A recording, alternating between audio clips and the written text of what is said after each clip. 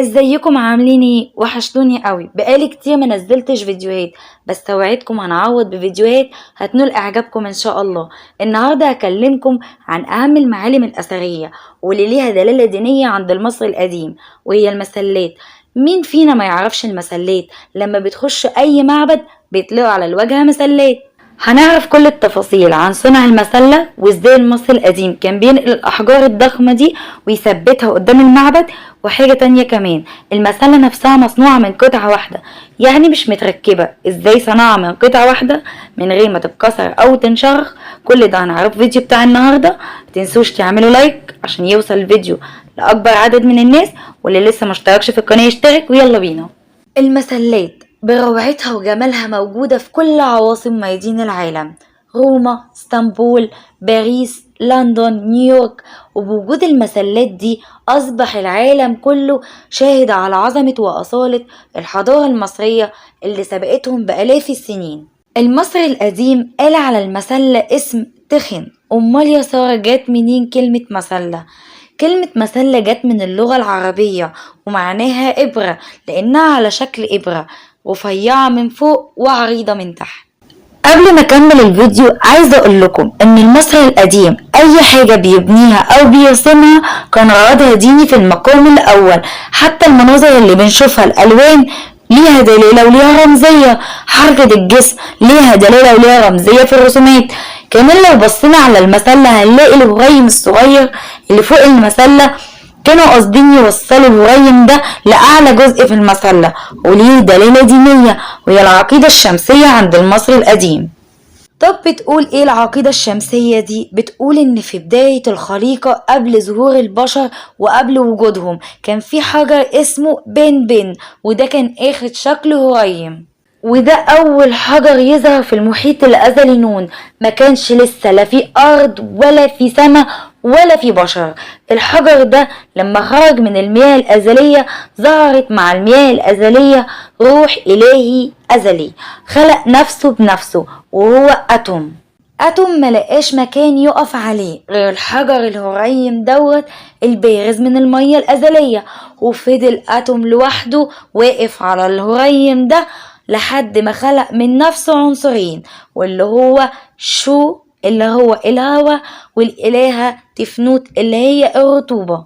وحصل تزاوج ما بين شو الهوا وتفنوت الرطوبة، وأنجبوا اتنين، أنجبوا جب الأرض ونوت السماء. جب ونوت جابوا 4 أولاد، والأربع أولاد دول بيمثلوا الظواهر الأرضية بالكون، وهما أوزير ده مسؤول عن الخصوبة وإنتاج المحاصيل، وإيزا الأرض السوداء الصالحة للزراعة، وست ده الأرض الصحراوية، ونبت حت الأرض البور. أمر أتوم ده اللي أنا قلتلكم عليه في بداية الخليقة، ظهر روح أزلي خلق نفسه بنفسه. الإله أتوم ده بقى أمر ابنه شو إن هو يفصل ما بين الأرض والسماء ويملى الفراغ اللي ما بينهم بالهواء والنور.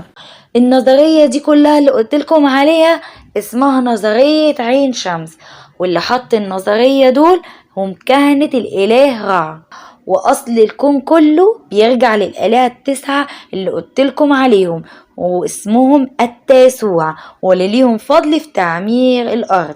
دي نظرية يا جماعة، والمصريين القدماء هم اللي قالوا كده، وأنا بنقل علم ومليش دعوة محدش يدخل يكفرني. المهم بنخرج من النظرية دي كلها بأهمية حجر بن، واللي واخد شكل هريم، واللي ظهر في بداية الخليقة وقف عليه الإله أتوم اللي هو بيمثل روح أزلي خلق نفسه بنفسه. ونستنتج كمان إن المسلة معمولة رمزية للعقيدة الشمسية عند المصري القديم، وإن الهريم اللي معمول فوقيها ده قاصدين إن يوصلوا لأعلى مكان لأهمية الحجر اللي واخد شكل هريم زي ما النظرية بتقول. حد هيجي يسألني ويقولي ايه علاقة كهنة الإله رع بالنظرية ويكتبوها ليه؟ هو مش الإله أتوم هو اللي خلق نفسه بنفسه؟ ما أنا هقول لكم، الإله أتوم ده صورة من صور الإله رع، فكهنة الإله رع هم ليهم علاقة بالإله أتوم لأن ده صورة من صور الإله أتوم. أصل المصري القديم صور الشمس ب3 أشكال. أول شكل عندنا أول ما بتظهر الشمس بتظهر على شكل جعران أكنه بيدفع كرة الروس أمامه، زي ما السما بتدفع قرص الشمس أمامها. ده كله بيظهر وقت الصبح. عندنا وقت الظهر بقى بيظهر صورة الشمس، وهي الصورة الكاملة للإله رع. وقت الليل بقى والمساء صور الشمس وقتها زي ما تكون راجل عجوز بيختفي في العالم السفلي ومتكئ على عصاية وبراس كبش، وسماه أتوم يعني الكمال. كده المصري القديم عرف يفرق ما بين الشمس الصبح وشمس الظهر وشمس بالليل او شمس الغروب. برضو تخيل المصري القديم اله الشمس اتوم اللي بيظهر في صوت المسائية بيظهر في العالم السفلي بقارب، راكب قارب وبيسبح فيه مع صحبة آلهة عظمى. هو طبعا سيد الآلهة العظمى دول. واعتقد المصري القديم برضو ان في تعبان بيلف حوالين قرص الشمس في وقت الغروب والعالم السفلي، والتعبان دوت بيحمي إله الشمس من اي عدو بيقرب للشمس. وطبعا الاعداء كتير، منها الرياح والمطر والرعد والبرق. وفي برضو تعبان تاني غير التعبان اللي بيحمي إله الشمس، هو تعبان عدو للشمس، هو عبب. وعبب أو أبو فيس هو أشد أعداء الشمس قوة وخطورة، وبيسيطر عليهم وبيقدر يقتل التعبان دوت. هو الإله أتوم لحد ما بيظهر عندنا الشمس من جديد الصبح وبتطلع. في بقى بيقولك ان قمة المسلة كانت بتتكسب طبقة من الالكترون ده خليط من الذهب والفضة. طب ليه قمة المسلة بتتكسب من الالكترون؟ بيقولك عشان تطلع شعاع الشمس اللي موجود داخل الاله رع. طب الاله رع ايه علاقته بالاله اتوم؟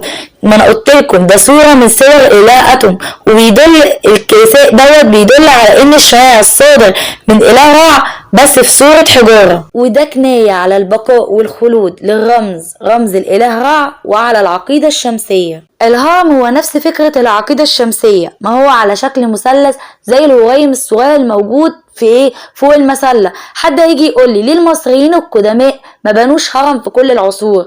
ليه؟ لأن في الدولة الحديثة مسلة، ولقينا في العصور اللي بعد الأسرة الستة والخمسة مسلة، ما لقيناش هرم. انا اقول لكم ملوك الاسره الخمسه كانوا عايزين يتقربوا لاله رع، فبداوا يعملوا معابد للشمس وما عملوش هرم، لان الاوضاع الملكيه في اواخر الاسره الرابعه كانت صعبه جدا.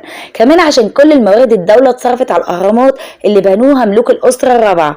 جت الاسره الخامسه فبداوا يهتموا ببناء وتشييد مسلات للاله رع عوضا عن الاهرامات. ظهر عندي كمان في الفتره دي لقب من الالقاب الملكيه، هو ابن الاله رع، صارع، اللي بيصور الملك نفسه هو ابن الاله. طب سؤال، هل يا ترى المسلات اللي ظهرت في بداية الأسرة الخامسة بالضخامة والارتفاع المسلات اللي شفناها في الأسرة العشرين قدام معبد الأقصر؟ لا طبعا. في البداية ظهرت عندنا معابد عشان تقدم طقوس وخدمات يومية للإله رع، وكان جوه المعابد دي شكل مسلة بس مش بالضخامة اللي احنا بنشوفها في معبد الأقصر، وبيحطوا المسلة في نهاية فناء المعبد وبيحطوها على منصة عالية كده، والمسلة عريضة شوية ومبنية من الحجر، والحجر كان مرصوص جنب بعضه، يعني مختلف تماما عن المسلة اللي موجودة في معبد الأقصر واللي ظهرت في الدولة الحديثة، واللي مقطوعة من كتلة واحدة من الحجر الجيري الأبيض. كمان هنلاقي قدام المسلة الضخمة اللي بقول لكم عليها اللي ظهرت في الأسرة الخامسة قدامها مسبح، والمسبح ده كانوا بيحط عليه أضاحي وقرابين. عرفنا دلوقتي المسلة غرضها ايه، وده تجسيد حجري لإله رع أو رمز حجري له. قلنا كهنة عين شمس هم اللي كاتبين العقيدة الشمسية، يبقى مركز العبادة هيكون فين؟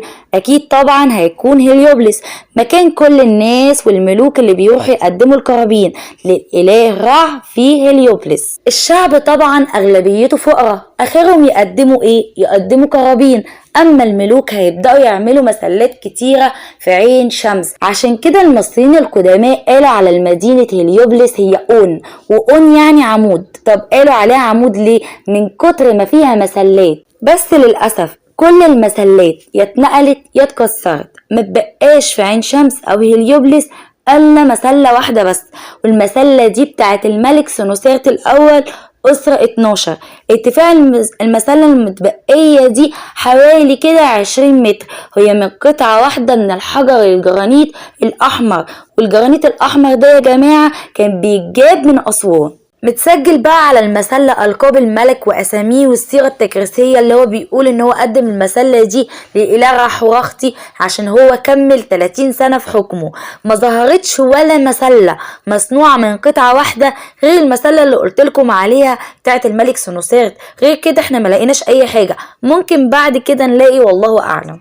هم عملوا مجسات حوالين مسلة سنوسرت، لقوا كتلتين حجر كبيرة من الكوارتزيت ومكتوبة عليها اسم الملك تيتي، وده أول ملوك الأسرة الستة، ومكتوبة عليها أسامي الملك وألقابه. في عصر الأسرة الستة حاكم أسوان اسمه سابني، ده من عصر الملك بيبي التاني. سجل على جدران مقبرته نقش مهم جدا. بيتكلم عن ايه النقش دوت؟ بيتكلم عن ان هو عمل سفينتين وبناهم عشان ينقل مسلتين لهليوبلس، وبيتكلم بقى باستفاضة في النقش ده عن عودته ورجاله بسلام. طيب النقش دوت مهم جدا، بس احنا ملقيناش اي اثر للمسلتين دول. وارد جدا يكون المسلتين دول اتعرضوا للكسر، وارد كمان يكون جه بعد الملك بيبي التاني ملك محى اسم الملك بيبي التاني وألقابه واستخدم الأثر ده وكتب عليه اسمه. وممكن كمان يكونوا المسلتين دول مدفونين واحنا لحد دلوقتي معصرناش عليهم، لكن من المؤكد ان سابني كاتب الكلام دوت بصدق ومش بيتفاخر ولا بيكذب. ليه بقى؟ لان حكام الاقاليم ايام المصريين القدماء وكبار رجال الدولة لما كانوا بيكتبوا سيرتهم الذاتية على جدران مقابرهم كان بيستأذنوا الملك بتاعهم ان هم هيكتبوا ايه في محتوى المقبرة، والملك ساعتها بيوافق على اللي بيكتبوه. وطبعا الاحداث اللي بتبقى مكتوبة جوه المقبرة بتبقى احداث واقعية. لقينا نماذج كمان صغيرة لمسلات مقطوعة من الحجر الجيري وخشنة الصنع عند مداخل بعض المقابر عصر الأسرة الخامسة. النماذج دي لقيناها فين؟ لقيناها في الجيزة وعين شمس وسقارة. كان بينقشوا على جانب واحد من أسطح المسلات دي اسم صاحب المقبرة وألقابه. العاصمة في عصر الدولة القديمة وفي عصر الدولة الوسطى هي عين شمس هليوبلس. جينا في الدولة الحديثة انتقلت العاصمة من هليوبلس أو عين شمس إلى طيبة، وأصبح المعبود الرئيسي هو آمون اللي هو بيمثل الخفاء والسرية. وحصل دمج ما بين الإله رع والإله آمون، وأصبح المعبود الرئيسي هو آمون رع ملك الآلهة. طيب الدمج دوت خلى الملوك يعملوا إيه؟ يقدموا القرابين والهدايا ويعملوا مسلات، لأن كل ملك قدر ينتصر في أي حملة عسكرية بقى بفضل مين؟ رجع الفضل لإله آمون رع. فلازم أي فتح عظيم قام بيه بدأ إن هو يقدم الأسرى والغنائم، بيعترف بجميل الإله آمون رع. وعمل كمان مقاصير، أي ملك بيجي ينتصر في حرب بيعمل مقاصير وسروح وصالة أعملة ومسلات في معبد الكرنك اعترافا منه بجميل الإله آمون رع. ملوك الدولة الحديثة مشوا على نهج أسلافهم وأجدادهم ملوك الدولة الوسطى في إقامة المسلات لغرضين. أول غرض عندنا هو الغرض الديني، بيرمز لإله الشمس وعبادته اللي قلتلكوا عليه في أول الفيديو. تاني غرض عندنا هو الغرض السياسي، تجديد حكم الفرعون وتجديد حيويته في العيد الثلاثيني أو اليوبيل. يبقى المصري القديم أو الملك ربط ما بين إقامة المسلة وما بين تجديد حيوية الفرعون بالعيد الثلاثيني، بيرجع لصفة واحدة، صفة التجدد اللي بيتصف بيها أو بيتصف بيها إله الشمس اللي بيرمز ليها بالمسلة. مسلات الدولة الحديثة، هل يا ترى شكل مسلات الدولة الوسطى؟ لا طبعا، مسلات الدولة الحديثة شكلها أجمل ورشيقة وشكلها مختلف تماما عن مسلات الدولة الوسطى. طيب تحتمس الأول هو أول واحد يعمل مسلات في الكرنك، فهنلاقي في نص كده سيرته الذاتية الملك المهندس انيني كاتب في السيرة الذاتية بتاعته ان هو عمل مسلتين كبار وجاب سفينة طولها 120 دراع وعرضها 40 دراع عشان ينقل المسلتين دول، ووصلوا بسلام للمعبد الكرنك. وده المهندس الخاص بالملك تحتمس الأول اللي أول واحد يعمل مسلات في معبد الكرنك. المسلتين اللي اتكلم عليهم إنيني موجودين فين؟ موجودين في الفناء اللي ما بين الصرح الثالث والرابع بالكرنك. المسلتين مقطوعين من محاجر الجرانيت بأسوان ومنقوش عليهم صيغ تكريس المسلتين للإله أمون رع، وهنلاقي كمان أسماء وألقاب تحتمس الأول. كمان عصر الأسرة العشرين كتبوا على المسلتين دول رمسيس الرابع والسادس ألقابهم وأسمائهم. الملكة حتشبسوت عملت 4 مسلات، والأربع مسلات في معبد أمون رع بالكرنك معمولين من الجرانيت. ال4 مسلات صراحة ما عملتهمش في عهدها، 2 عملتهم في عهد جوزها وال2 التانيين في عهدها. ال2 اللي عملتهم في عهد جوزها أول ما أبوها تحتمس الأول مات قامت على طول عملت مسلتين عشان تثبت للناس وتثبت لنفسها ان هي الوريثة الشرعية للعرش بعد ما ابوها توفى، وكمان تحتفل بالعيد الثلاثيني بعد وفاة ابوها. المسلتين دول ما كتبتش ولا كلمة عليهم الا بعد 13 سنة كتبت ونقشت عليهم اسمائها والقابها ونص تذكاري لذكر ابوها وللاله امون. النص التذكاري ده مهم جدا، بتبدأ في بداية النص تمدح في نفسها وتثني على نفسها وتقول ان هي جابت الحجر او الجرانيت دوت من اجود انواع الاحجار، وعملت المسلتين من قطعة واحدة. كمان كمتين المسلتين معمولين من الدهب، ممكن لأي حد يشوفهم وهو واقف على ضفة النيل من كتر ما الشمس جاية على المسلتين دول على القمتين دول. وبتقول كمان في النص ان هي فضلت طول الليل ما بتنامش وبتفكر في معبد الاله امون، لان الاله امون هو موطن المعبد ده موطنه، وكمان بيميل قلبه للمكان دوت، ان كمان الاله امون ليه فضل كبير عليه، عشان كده هي فكرت تعمله المسلتين. الصراحة الملكة حتشبسوت كان غرضها سياسي اكتر من ان هي غرضها نص تذكاري وخلاص. هي عايزة تثبت حاجتين، عايزة تثبت ان ليها الحق في حكم البلد بعد ما ابوها الملك تحتمس الاول توفى، وعايزة تثبت كمان ان هي كان ليها الامر والشورى بعد وفاة ابوها، وان فترة حكم زوجها تحتمس التاني ملغية او منفية او مش موجودة. تاني امر عندنا ان هي عايزة تأكد كمان ان هي ما خدتش المسلتين دول من حد زي الملوك اللي قبليها، لا ده هي قطعتهم ونقلتهم عشان الاله امون. فهي ما خدتش مسلتين وسرقتهم ومحت الاسامي وكتبت اسمها عليهم زي الملوك اللي قبليها، لا ده هي فعلا عملت المسلتين دول.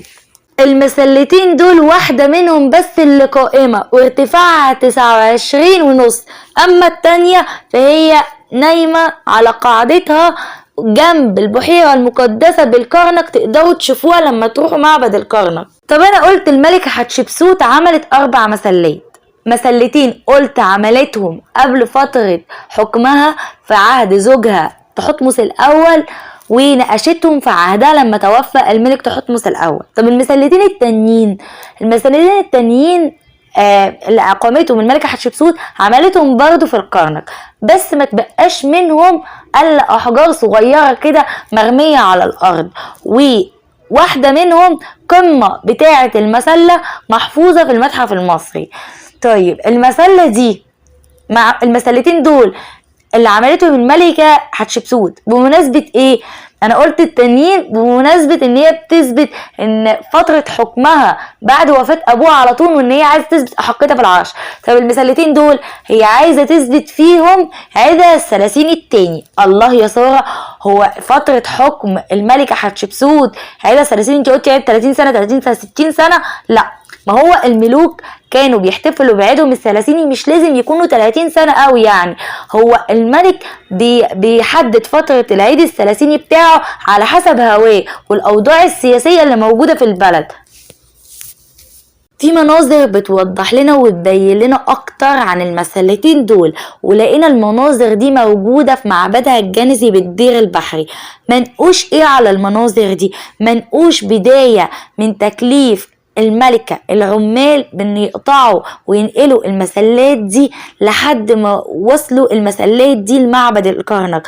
فهنلاقي في مشهد كده بيصور سفينتين ضخمين بيحملوا المسلتين دول، و27 قارب ماشيين بمجاديف وبيجرهم السفينتين دول، وقوارب بتشكل في 3 صفوف، وكل كل من القوارب دي بيقودها قارب رئيسي، والقوارب تانية كمان موجودة للكهنة بيتلوا تعاويذ وصلوات وبيحرقوا بخور مترجين وبيترجوا او بيتمنوا ان المسلتين دول يوصلوا بسلام لمعبد الكرنك.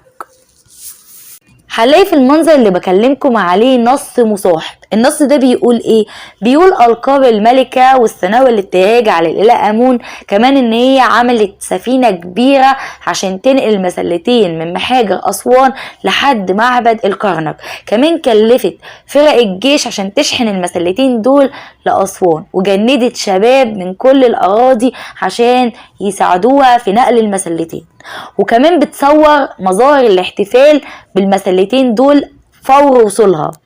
وهنلاقي كمان اول في المنظر اللي بكلمكم عليه مشهد الاحتفال دوت بيصور الشاطئ معبد قدام المعبد كرنك جنود ماسكين اغصان شجر وبيحتفلوا بالمناسبة العظيمة دي، وكمان هنلاقي فرقة من الرماة ماسكين بوق في ايديهم، وهنلاقي الكهنة والجزارين بيقدموا الضواحي او بيعدوا الضواحي، وظباط مسرعين رايحين جايين.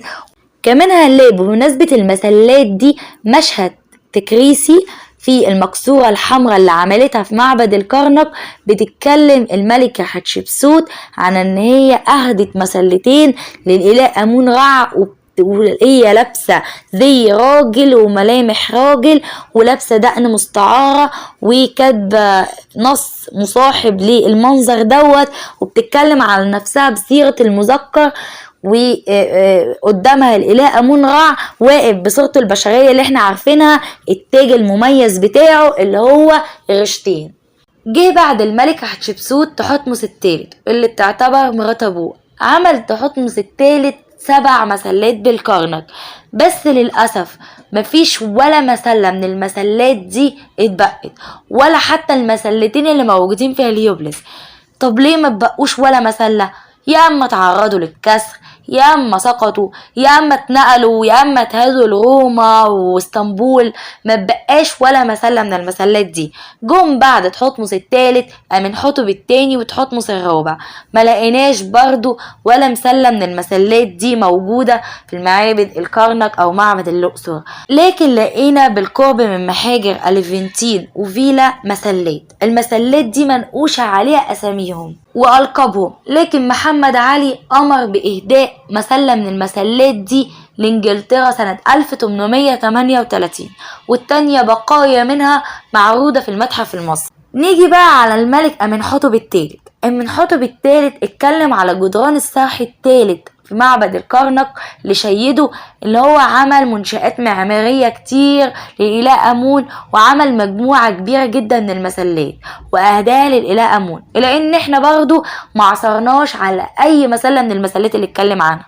نيجي بقى على الملك إخناتون، واللي دعا إلى رب واحد ورفض أي صورة تعددية لآلهة تانيين، وإن إلهه بيتمثل القوى الكامنة في قوس الشمس، لأنه كان بيعبد إله الشمس أتون، وكان معتقده خاص بحجر بن وأصل فكرة المسلة، لأن احنا برضو ملقيناش أي مسلة من مسلاته، وملقيناش بس إلا بقايا حجرية صغيرة موجودة في الفناء الأول بالكرنك.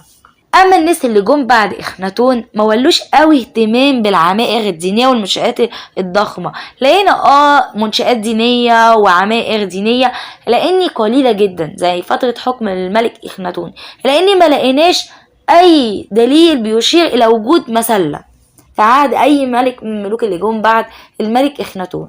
انتهت فتره حكم الاسره 18. نيجي على الاسره 19 هي اسره رعامسة.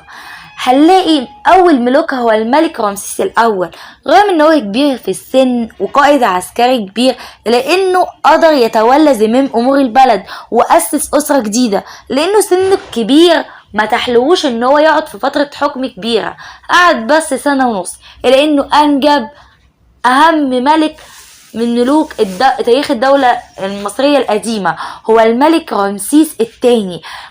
اكيد محدش فينا ما يعرفش الملك رمسيس الثاني بالمنشآت الضخمة بتاعته وصيته اللي ذايع في كل اثار مصر وارض مصر.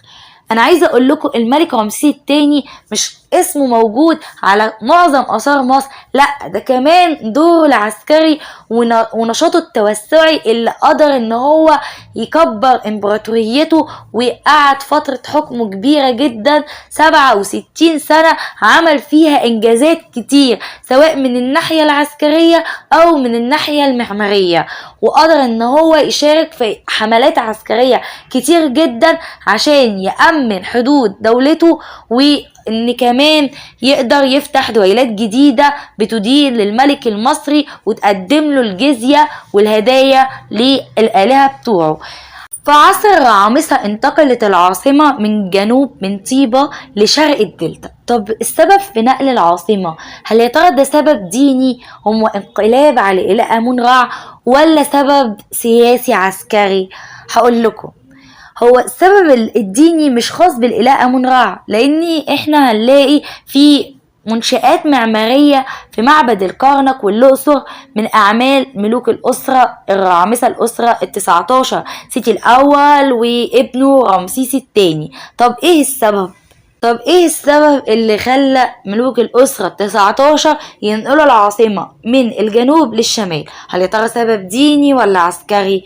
هقول لكم، الملك سيتي الأول لقى ان المنفذ الشمالي الشرقي للبلد على طول فيه قلق واضطرابات مستمرة وفيه هجمات عسكرية وتسلسل بطيء، ولقى ان على طول فيه قبائل بدوية داخلة على الحدود في المكان دوت، فهو عايز يأمن البلد وتكون حائط سد، فبدأ ان هو يأمن الشمال عشان تكون حائط سد لأي تسلسل او جاي اي اعتداء جاي على حدود البلد من ناحية الشمال.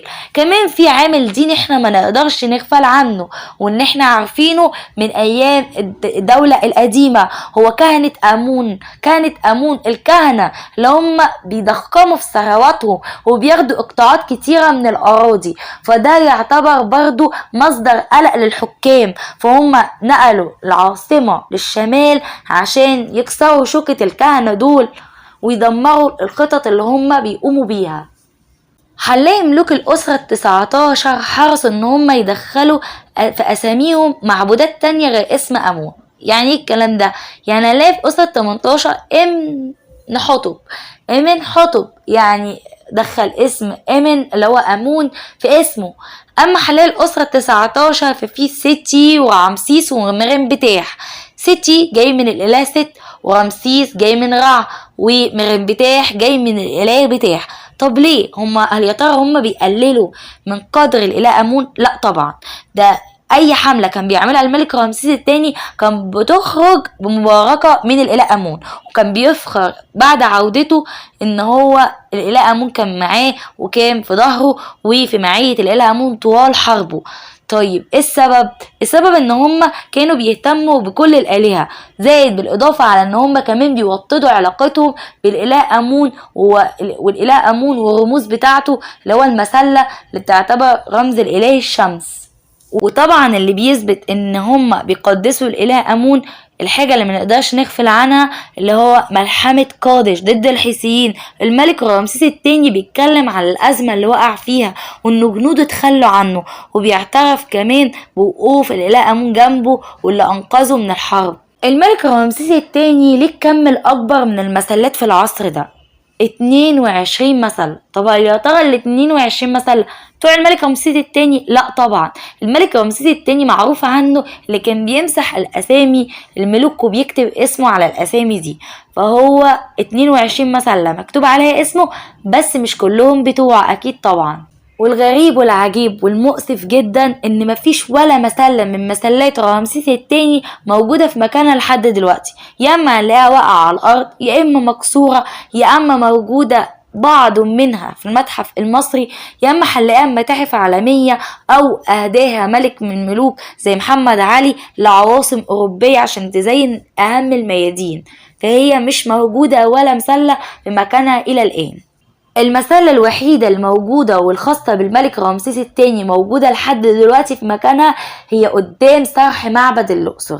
كانوا مسلتين جنب بعض، واحدة راحت لميدان الكونكورد بباريس، والتانية موجودة لحد دلوقتي في مكانها، كتلة واحدة من حجر الجرانيت الوردي وارتفاعها 25 متر، وقاعدتها فيها 4 عروض باب، وبيرفعوا ايديهم مهللين لشروق الشمس كل صباح. وعلى جسم المسلة ألقاب الملك رمسيس الثاني والنص التذكاري للإله آمون رع.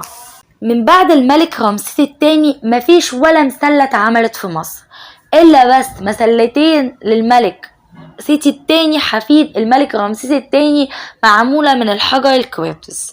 المسلتين دول واحدة منهم موجودة أمام مرسى القوارب بمعبد الكرنك، ومنقوش عليها اسم الملك سيتي الثاني. وبس كده خلصت حلقتنا النهاردة، طولت عليكم، شكرا لمتابعتكم لنهاية الحلقة.